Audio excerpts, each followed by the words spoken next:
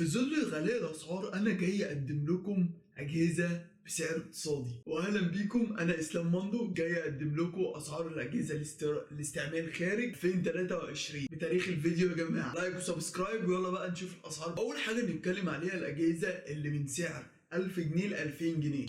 أول كيسة معانا وهي كيسة HP 6500 برو. الكيسة دي مساحتها 250 جيجا، الهارد بتاعها 250 جيجا والرامات بتاعتها 2 جيجا، والكيسة دي عاملة 1000 جنيه بس. في كيسة معانا وهي كيسة ديل اوبتيبلكس جي اكس 760. البروسيسور بتاعها كورت ديو والهارد بتاعها 500 جيجا والرامات عندنا 2 جيجا. سعر الكيسة عامل 1200 جنيه.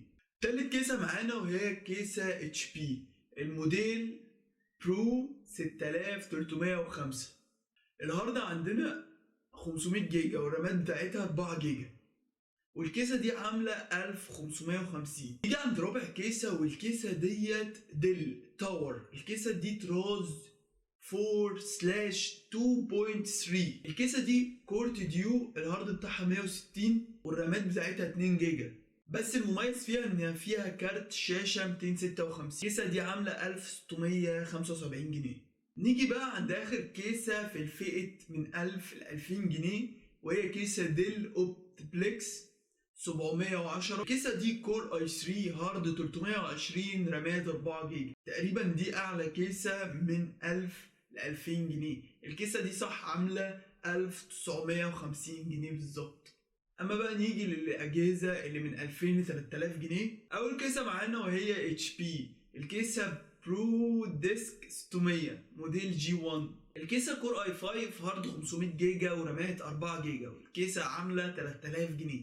نيجي بقى عند تاني كيسة، والكيسة برضو HP موديل برو 6300.